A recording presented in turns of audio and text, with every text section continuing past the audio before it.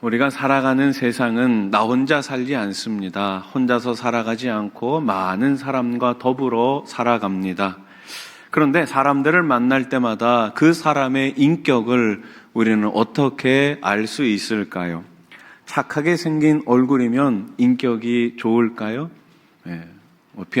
옆에 계신 분을 한번 보세요. 그 외모만 보면 인격이 보이는지. 어떻습니까? 또 그 사람의 학력이나 학식을 통해 그 사람의 인격을 알 수 있을까요? 아니면 그 사람이 가지고 있는 소유를 통해 그 사람의 인격을 알 수 있을까요? 아닙니다. 어느 한 가지만으로는 그 사람의 인격을 제대로 파악할 수가 없죠. 가장 좋은 잣대가 있습니다. 그것은 바로 그 사람의 말, 언어입니다.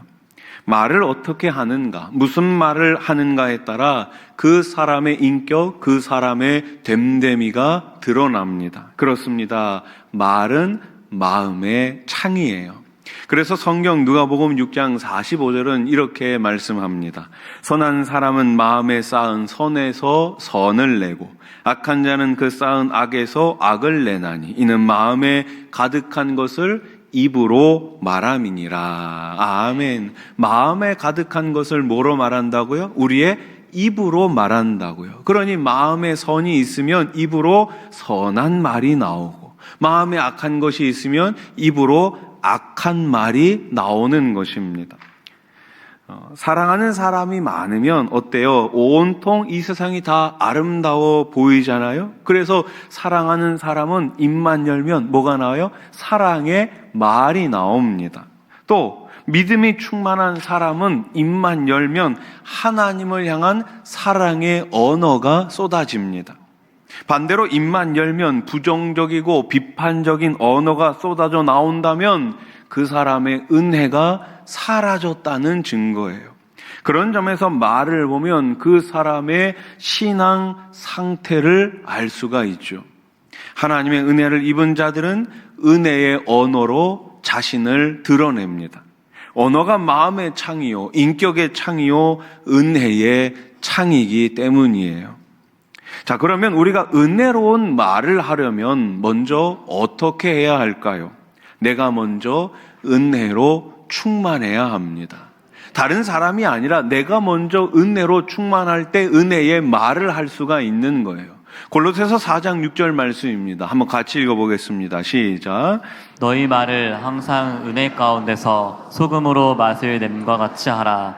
그리하면 각 사람에게 마땅히 대답할 것을 알리라. 아멘. 너희 말을 항상 은혜 가운데서. 성경은 은혜 가운데서 말하라고 합니다. 은혜가 충만한 상태에서 대화하라는 거예요. 은혜로운 말을 하려면 내가 먼저 충만해야 합니다. 이 말을 뒤집어 생각해 보면 은혜가 충만하지 않다면 대화를 멈추라는 거예요. 은혜가 충만하지 않다면 대화를 하지 말라는 것입니다. 준비되어 있지 않은 일상의 언어라도 언제나 우리는 은혜로 충만케 해야 합니다. 그러면 은혜가 충만한 말은 어떤 말일까요? 그것은 먼저 하나님의 은혜를 아는 마음이 전제되어야 합니다. 은혜를 알 때 속에 있는 것들이 밖으로 나와요. 예레미야 17장 9절 말씀을 보세요. 만물보다 더 거짓되고 아주 썩은 것은 사람의 마음이니 누가 그 속을 알 수 있습니까? 아멘. 만물보다 더 거짓되고 썩은 것이 뭐라고요? 사람의 마음이라고요. 우리 마음은 부패하기 쉽고 거짓되기 쉽습니다. 죄로 물든 마음에선 절대로 착한 것이 나올 수 없어요. 악한 마음에서 선한 말이 나올 수가 없습니다. 아무것도 하지 않아도 악한 마음은 자기의 유익을 위해 거짓을 만들어내고 분열을 만들어냅니다. 잠언 12장 6절 말씀을 보세요. 같이 읽어볼까요? 시작. 악인이 하는 말은 피 흘릴 음모뿐이지만 정직한 사람의 말은 사람을 구하여 낸다. 아멘. 악인이 하는 말은 음모뿐이지만 정직한 사람의 말은 다른 사람을 구해내는 것입니다.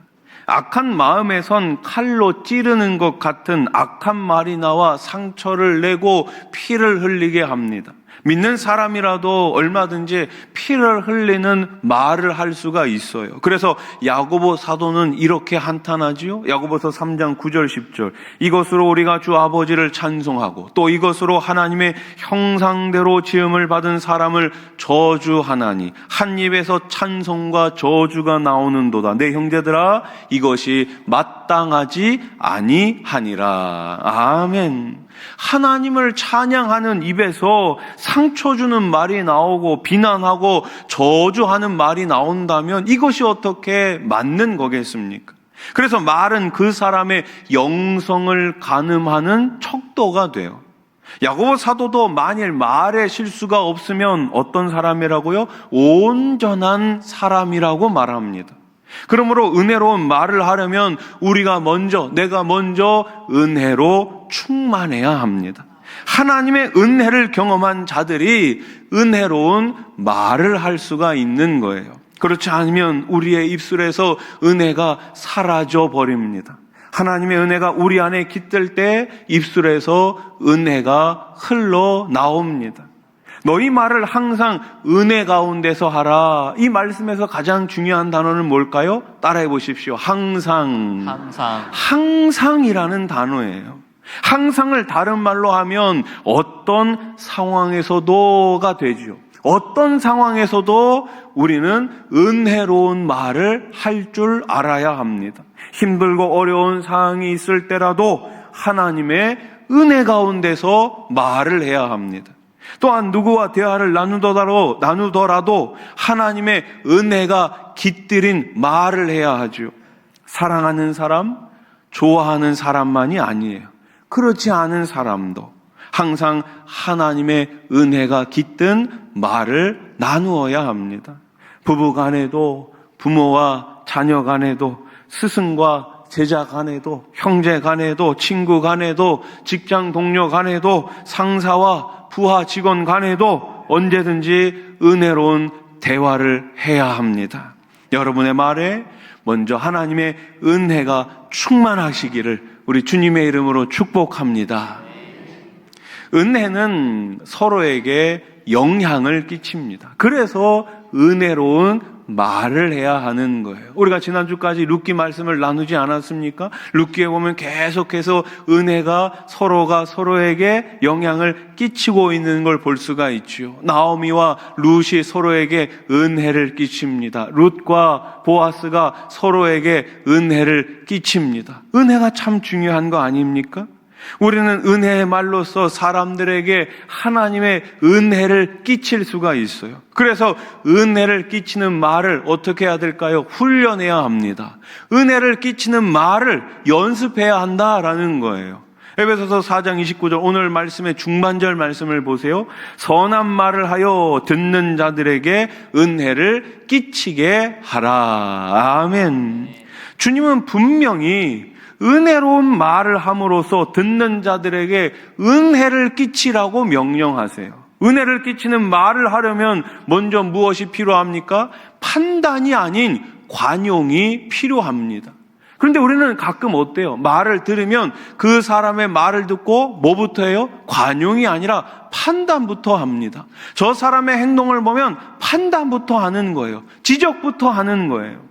나의 선의 또는 호의가 무시당할 때, 얕잡아 보는 말을 들을 때 우리는 다 상처를 받죠. 그런 의도로 한 말이 아님에도 불구하고 상대방이 막말을 할 때도 우리는 상처를 받습니다. 상처를 주는 사람들의 공통된 특징은 사람을 자기 나름대로 판단하고 정죄한다는 거예요. 그런데 우리가 하루 종일 하는 말 대부분은 이처럼 판단하는 말일 때가 많습니다. 아, 그거 이래서 그래. 그 사람이 말은 안 했지 뻔하지 뭐. 이러이러해서 그랬겠지. 그 사람은 왜 그래? 뭔가 문제가 있는 거 아니야? 이런 대화에는 판단만 난무할 뿐 뭐가 없어요? 관용이 없습니다.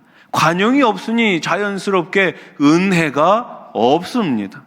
은혜가 없는 말은 상처만 남길 뿐이에요. 로마서 14장 10절 말씀을 보세요. 그런데 어찌하여 그대는 형제나 자매를 비판합니까? 어찌하여 그대는 형제나 자매를 업신여깁니까? 우리는 모두 다 하나님의 심판대 앞에 서게 될 것입니다. 아멘. 하나님은 우리 모두가 심판대 앞에 서게 될 죄인이기 때문에 누가 누구를 나무라는 비판이 적절치 않다고 말씀하십니다. 우리는 모두 하나님의 은혜를 받을 만한 자격이 없는 사람이죠. 여기 자격이 있는 분 있으신가요? 뭔가 크게 오해하고 있는 분이에요. 우리는 죄인입니다. 전혀 은혜 받을 만한 자격이 없습니다. 오직 하나님의 그 은혜는 선물로 받을 뿐이에요. 그런 우리가 도대체 누구를 판단하고 누구를 정죄할 수 있을까요? 야고보 사도의 말을 한번 들어보세요. 4장 11절 12절 형제자매 여러분 서로 헐뜯지 마십시오. 자기 형제자매를 헐뜯거나 심판하는 사람은 율법을 헐뜯고 율법을 심판하는 것입니다. 그대가 율법을 심판하면 그대는 율법을 행하는 사람이 아니라 율법을 심판하는 사람입니다. 12절 말씀 같이 읽어봅시다. 12절 시작. 율법을 제정하신 분과 심판하시는 분은 한 분이십니다. 그는 구원하실 수도 있고 멸망시키실 수도 있습니다. 도대체 그대가 누구이기에 이웃을 심판합니까? 아멘. 그대가 누구이기에 판단하고 심판하느냐라는 거예요. 사랑하는 사람끼리도 판단하는 마음 때문에 상처를 주고받습니다. 부부간에도 부모와 자녀간에도 판단하는 마음이 서로에게 상처를 줍니다. 판단은 오로지 하나님만이 하실 수가 있어요. 우리는 다만 하나님이 원하시는 말을 할 뿐입니다. 그러면 하나님이 원하시는 은혜의 말은 무엇입니까? 하나님이 원하시는 은혜의 말은 선한 말이에요. 덕을 세우는데 소용되는 선한 말입니다. 한마디로 이해하고 관용하고 베풀며 오래 참는 말, 그 말을 우리 하나님께서는 원하십니다. 우리는 부족하고 연약하여 옳고 그른 것이 무엇인지 정확히 가르기가 힘듭니다. 이것이 정말 옳고 정확한가 하는 물음에 확신할 수가 없어요. 그런데도 쉽게 판단해서 그 말을 옮기고 다닙니다. 관용의 말은 판단을 유예하고 유보하는 거예요. 무조건 수용하려는 마음이므로 은혜로운 말이 되는 것이지요. 그래서 결국 선한 말이란 관용의 말입니다. 남의 잘못을 받아들이고 너그럽게 이해해 주는 말이에요. 누군가 자신을 있는 그대로 잘못된 것이 있더라도 이해하고 인정해 주며 말을 건넬 때 그곳에 바로 하나님의 은혜가 넘치게 됩니다. 우리의 말이 있는 곳에 하나님의 은혜가 차고 넘치기를 소망합니다. 우리가 쓰는 말 중에 죽겠다라는 말이 있어요. 근데 나도 모르는 사이에 이 죽겠다라는 말을 자주 씁니다. 언제 씁니까? 배고파 죽겠다. 그렇죠. 배고프면 죽을 수 있어요. 요건 이해가 가요. 근데 반대로 또 배불러 죽겠다 이런 말도 씁니다. 또 좋아 죽겠다, 힘들어 죽겠다, 추워 죽겠다, 더워 죽겠다, 짜증나 죽겠다. 우리 어머니들 가끔 쓰시는 열받아 죽겠다. 우리는 죽겠다는 말을 나도 모르는 사이에 참 자주 씁니다. 강조하는 말이긴 하지만 어쨌든 우리는 말로는 하루에 몇 번씩 죽습니다. 그런데 하나님이 원하시는 은혜로운 말은 어떤 말이에요? 죽이는 말이 아니라 살리는 말이에요. 따라해 보십시오. 살리는 말입니다. 살리는 말입니다. 상대방을 살리고 잘 되게 하는 말, 그것을 우리 하나님께서 원하시지 않겠습니까? 오늘 말씀 중반절 말씀을 보세요. 오직 덕을 세우는데 소용되는 대로 선한 말을 하여. 아멘. 덕을 세우는데 필요한 선한 말을 하라는 거예요. 덕을 세우는 선한 말은 더 잘되고 더 풍성하며 더 충만하고 더 축복이 되는 말입니다. 선한 말은 살리는 말이에요. 메시지 성경은 이 말씀을 이렇게 번역합니다. 모든 말이, 한번 따라해 보십시오. 선물이 되게 하라. 선물이 되게 하라. 참 멋있는 표현 아닙니까? 모든 말이 뭐가 되게 하라고요? 선물이 되게 하라고요. 선물이 되게 하라고요. 그러니 여러분, 누군가하고 대화를 하는데 그 사람이 하는 말이 나에게 선물처럼 느껴져요. 그럼 그 사람하고 오래 대화하고 싶지 않겠습니까? 당연히 그렇겠죠. 이 사람하고 이야기를 하면 선물이 계속 들어오는 것 같아요. 여러분, 지금 우리는 과연 선물이 되는 말을 하고 있습니까?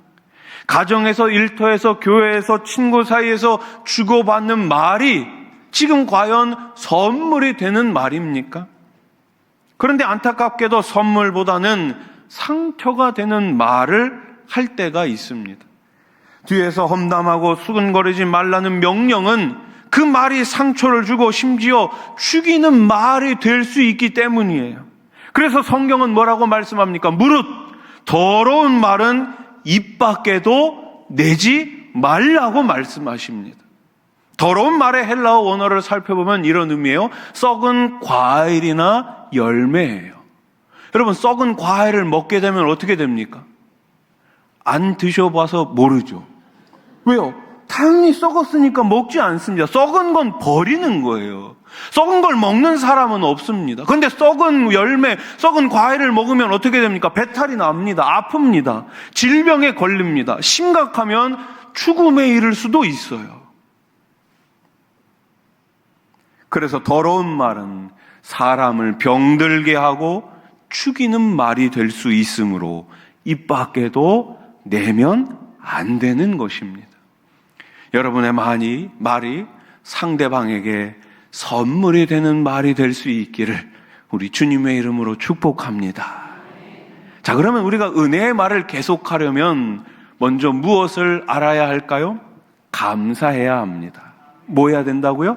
감사해야 된다고요. 감사가 있으면 은혜로운 말을, 선물이 되는 말을 계속 할 수가 있어요.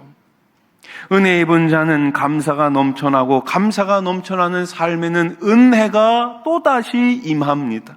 그렇게 은혜의 말은 감사를 담은 말이에요. 그러면 감사의 반대는 뭐예요? 불평이죠. 그래서 불평하는 자들이 은혜 받았다고 말하는 경우는 거의 없습니다. 거의 없어요. 누가 은혜를 받았다고 잘 말합니까? 감사한 사람만이 은혜 받았습니다라고 말할 수 있어요. 불평과 불만이 가득한 말 가운데 부정적인 마음이 가득 차 있기 때문에 그 안에 은혜가 다 사라져 있는 거예요. 그 마음에 은혜가, 감사가, 믿음이 있을 리가 없죠. 그래서 은혜를 끼치기 위해서는 감사의 말을 해야 합니다. 감사를 전하고 감사를 말할 필요가 있는 거예요. 에베소서 5장 4절 말씀을 보세요. 더러운 말과 어리석은 말과 상스러운 농담은 여러분에게 어울리지 않습니다. 오히려 여러분은 감사에 찬 말을 하십시오. 아멘. 성도의 입술에는 더러운 말, 어리석은 말, 상스러운 농담은 결코 어울리지 않습니다. 성도의 입술에 가장 어울리는 말은 뭐라고요? 감사가 가득한 말이라고요. 우리는 감사라는 설교를 참 많이 듣습니다. 또 교회에는 많은 절기가 있죠. 절기는 다 감사하고 연관되어 있어요. 맥추감사주일, 추수감사주일 뿐만 아니라 부활절, 성탄절 다 감사의 절기가 아니겠습니까? 하지만 자기도 모르는 사이에 우리는 불평이 쏟아져 나옵니다. 그래서 의식적으로라도 감사의 말을 하는 뭐가 필요해요? 습관이 필요한 거예요. 어떻게 해야 우리 입술에서 은혜의 말, 감사의 말이 계속해서 나올 수 있을까요? 세 가지를 기억해 봅시다. 첫째는 한번 따라해 보십시오. 십자가를 바라보라. 십자가를 바라보라. 십자가를 바라봐야지만 감사의 말이 나올 수 있는 거예요. 내가 처음 주님을 만났을 때 나 같은 죄인을 용서해 주시고 하나님의 자녀 삼아 주신 그 십자가로 돌아갈 때 우리는 언제든지 감사할 수 있습니다. 우리가 광고 전에 이청년부 이 수련회 홍보 영상을 봤잖아요. 이번 여름 이청년부 수련회 주제가 뭐예요? 십자가, 부활, 소망이잖아요. 여러분, 언제든지 우리가 가장 먼저 돌아가야 할 곳은 십자가임을 믿으시기 바랍니다. 십자가를 바라보면 감사가 넘칩니다. 십자가를 바라보면 소망이 생깁니다. 십자가를 바라보면 죄의 용서함의 기쁨이 넘치게 되는 줄로 믿습니다. 두 번째 우리가 기억해야 하는 건 뭐예요? 입술에 파수꾼을 세우는 거예요. 파수꾼이 무엇입니까? 지키는 사람 아닙니까? 지키는 사람이에요. 언제든지 내 입술을 지켜야 한다라는 거예요. 시편 141편 3절 말씀을 보세요. 여호와여, 내 입에 파수꾼을 세우시고 내 입술의 문을 지키소서. 아멘. 입에 파수꾼을 세우고 입술을 지켜달라고 기도하고 있어요. 여러분, 우리가 당장 해결해야 할 문제에 집중하며 기도하는 것도 중요하겠지만 그보다 훨씬 더 중요한 것은 삶 전체가 은혜롭게 빛나기 위해 은혜로운 말을 할 수 있도록 기도하고 간구하는 것입니다. 마지막 셋째는 말이 지닌 파장을 늘 생각해야 합니다. 말의 위력이 얼마나 강합니까? 말이 얼마나 큰 힘을 가지고 있는지 우리는 너무나 잘 알고 있어요. 그래서 마태복음 12장 36절은 뭐라고 말씀합니까? 같이 읽어봅시다. 시작. 내가 너희에게 이르노니 사람이 무슨 무익한 말을 하든지 심판날에 이에 대하여 신문을 받으리니. 아멘. 무익한 말을 하게 되면 어떻게 된다고요? 심판날에 그것 때문에 심판받는다고요. 나의 무익한 말 때문에 심판을 받게 된다니까요. 우리는 항상 말하기를 조심하고 신중해야 합니다. 우리의 말이 언제나 감사함으로 나를 살리고 다른 사람을 살리는 언어가 될 수 있기를 주님의 이름으로 축복합니다. 그러면 이제 마지막으로 내가 지금 하는 말이 은혜의 말인지를 점검해 봐야 되지 않겠습니까? 어떻게 점검할까요? 첫째는 이 말이 진실된가를 점검해 봐야 합니다. 만일 조금이라도 사실이 아니라면 그 말을 삼가야 되겠죠. 진실하지 않은 말은 분쟁을 조장하고 상처를 남겨요. 그렇죠. 우리는 진실만, 사실만 이야기해야 합니다. 근데 여기서 한 걸음 더 나아가야 돼요. 여러분, 사실이라고 다 덕이 됩니까? 분명히 사실이에요. 분명히 진실이에요. 근데 이 말을 한다고 해서 이것이 다 덕이 되느냐라는 겁니다. 노아가 방주에서 나왔습니다. 농사를 지었습니다. 포도가 많이 열렸습니다. 포도주를 만들어 마셨습니다. 술이 잔뜩 취했습니다. 잠을 잤습니다. 그런데 그냥 잠을 잔 게 아니라 벌거벗고 잠을 잤어요. 누가 봅니까? 아들 함이 봅니다. 나왔습니다. 함이 다른 형제들에게 아버지의 벗었음을 이야기합니다. 사실입니까? 아닙니까? 사실입니다. 사실이에요. 함은 사실을 말했을 뿐이에요. 그런데 성경은 뭐라고 이야기합니까? 함의 아들 가나안이 저주를 받습니다. 사실을 말했는데도 저주를 당했어요. 여러분, 늘 기억하십시오. 사실이라고 다 덕이 되는 것이 아닙니다. 우리 부모님들, 우리 아이들을 바라볼 때 어떻습니까? 저도 어렸을 적에 부모님 거짓말 많이 했어요. 그러면서 부모님 속아 넘어가는 거 보면서 내가 참 연기를 잘했구나, 내가 거짓말을 참 잘했구나 이렇게 생각했지만 나중에 크고 보면 그냥 속아주신 거죠. 속아주신 거예요. 여러분, 우리 하나님께서 만약에 우리의 있는 모습 그대로 다 심판하신다면 우리 중에 남아있는 사람이 누가 있을까요? 때로는 덮어두는 것도, 때로는 눈 감아주는 것도, 때로는 사실을 그냥 침묵하는 것도 더 큰 은혜와 덕이 됨을 꼭 믿으시기 바랍니다. 둘째로 우리는 무엇을 점검해 봐야 할까요? 이 말이 정말 필요한가를 점검해 봐야 합니다. 정확한 근거가 있는 말이고 거짓이 아닌 사실이라도 상황에 필요한 말인지를 따져봐야 한다라는 거예요. 셋째는 이 말이 정말 은혜로운가, 친절한가를 점검해 봐야 합니다. 똑같은 내용이라도 어떻게 말하느냐에 따라 상대방에겐 다르게 들릴 수가 있습니다. 친절하고 은혜를 끼치는 말은 소금으로 간이 잘된 맛있는 음식처럼 참으로 은혜가 넘치지요. 어제 제가 오전에 한 가정에 신방을 갔습니다. 신방을 갔는데 이 가족분들이 다 와 계시더라고요.